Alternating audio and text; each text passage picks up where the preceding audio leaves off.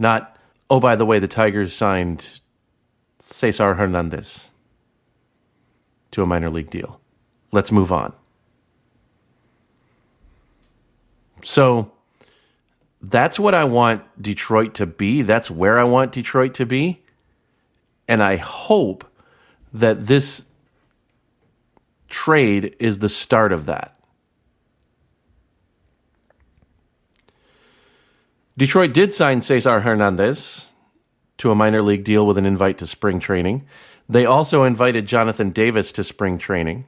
Jonathan Davis is a career minor leaguer who's had a couple of cups of coffee in the majors with the Brewers. He's an outfielder that has a lot of speed, is a good defender, couldn't hit much, so we'll see where that goes. They kind of already have somebody like that in Matt Vierling, and Matt Vierling is faster. Matt Vierling is in the 97th percentile for speed amongst all active MLB players. Jonathan Davis is in the 70th percentile. Faster than Miguel Cabrera, but my toddler moves faster than Miguel Cabrera. So that's a thing.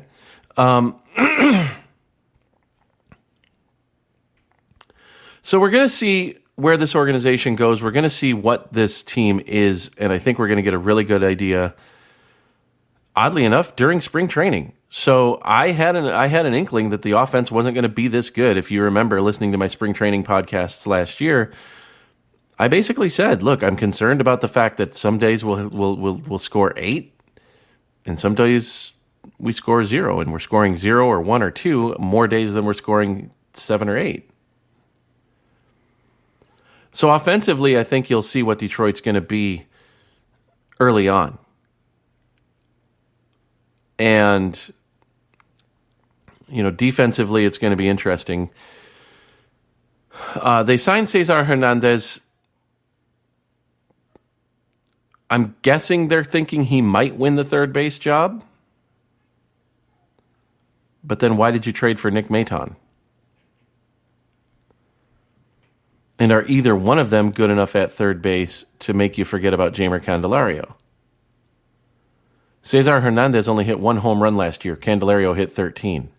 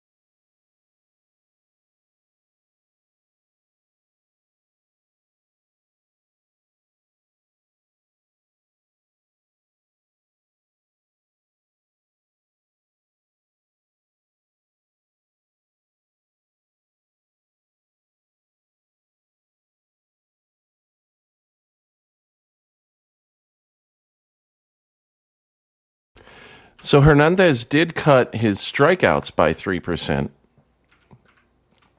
And his batting average, of course, is 32 points higher. And he played gold glove caliber defense, but that was 2 years ago. Last year, his defensive numbers were down. His offensive production from a home run standpoint and an RBI standpoint were down. But what you need to think about is he going to be good enough at third defensively? Because I think Riley Green is going to have a better season because he's going to have a full season. Spencer Torkelson, I think, is going to hit more than 8 home runs this year. I just heard an interview with him yesterday. He sounded pretty confident in some adjustments that he made in his swing. So we'll see how that goes.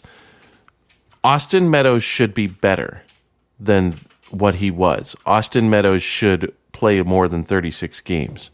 Didn't hit a home run for the Tigers last year. So that should be better. Jonathan Schoop, I don't think is as bad as he was last year. I really don't. And Javi Baez is playing in a contract year. If he doesn't opt out this year, every year that he doesn't opt out is a contract year for him. So I really think, and Eric Haas is going to be, I think Eric Haas is going to be better than what he was last year as well. So let's say, all right, we know Candelario hit 13 homers last year. Let's say Torkelson hits 25. Not unreasonable if he gets his swing where he wants it.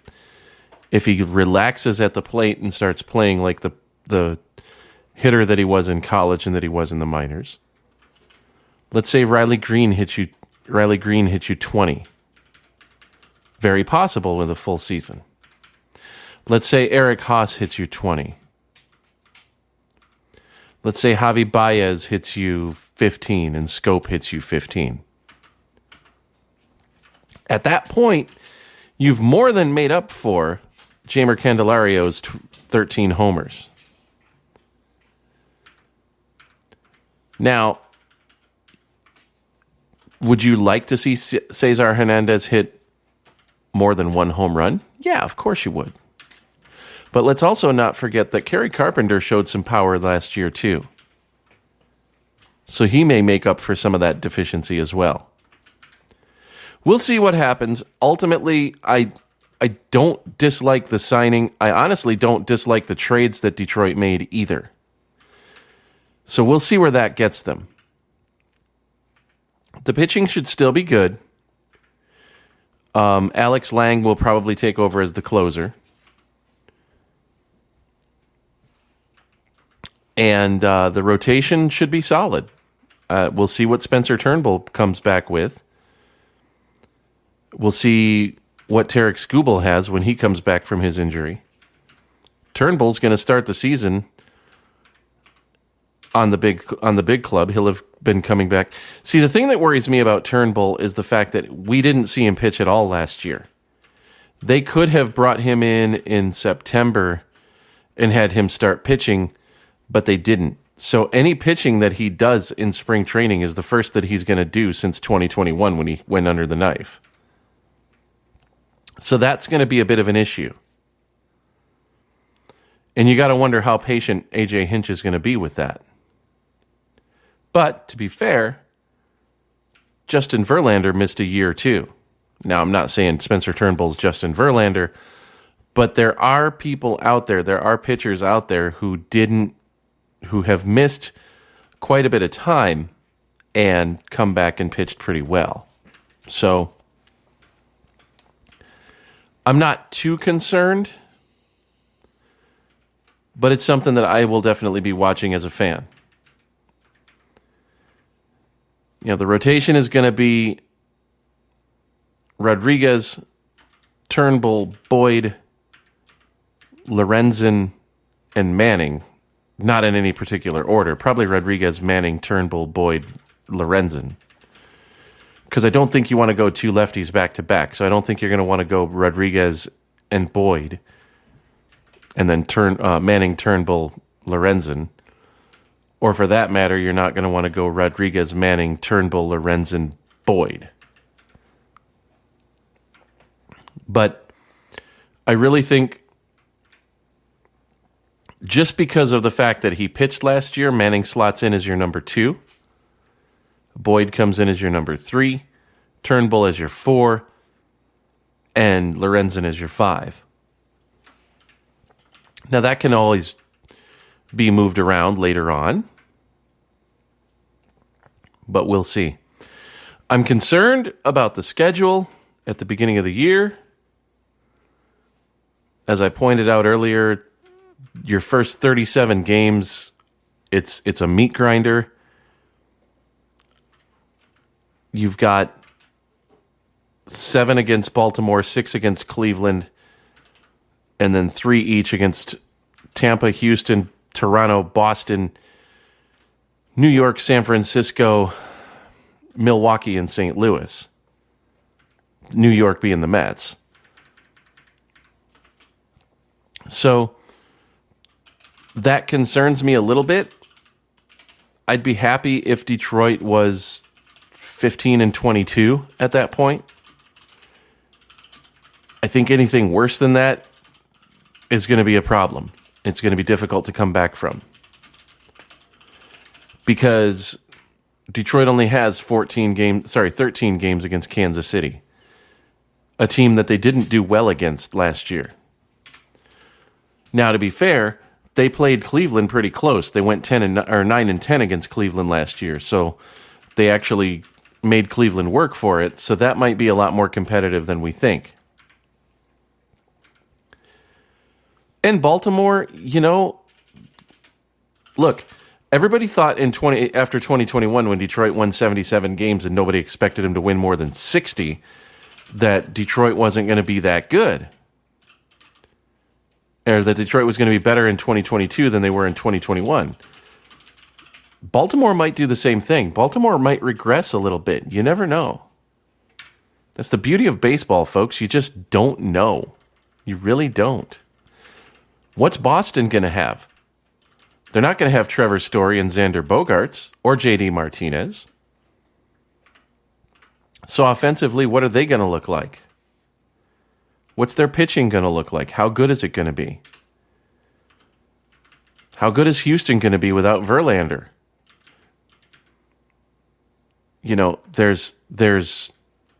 they did add Jose Abreu, so the offense got a boost. So there's a lot of questions as to who these teams are going to be at the beginning of the year, and Detroit might just be able to take advantage of that. Like I said, I'll be happy with 15-22 through the first 37 games. I wasn't happy with 9-24 through the first 33 games, both 2021 and 2022. If I see that again, I'm gonna be very upset and very disappointed in my squad. So, with all of that, I'm going to end this here, and I will not be on this podcast again until spring training starts. Pitchers and catchers report in 2 weeks. My life is getting a lot better. I want to thank Anchor for distributing the podcast. Check us out on Anchor if you're on Spotify, Apple Podcasts, Google Podcasts, Stitcher, Pocket Cast. Any place that you find your podcasts, you should be able to find the Tigers Baseball Podcast. Catch us on our YouTube channel, www.youtube.com/@TB Podcast. Twitter is @Podcast Tigers. You can email the show as Chris Bondi did at tigersbaseballpodcast@gmail.com. You can also catch us on Mastodon. That would be @TB Podcast @hitithere.cafe. So with that, I will see you guys at the beginning of spring training. Thank you so much for listening. Like, subscribe, rate, and review. Do all that fun stuff. Send us to a friend. Send us to an enemy. Send us to a family member. Thanks for listening, folks. We will talk to you in 2 weeks. Go Tigers.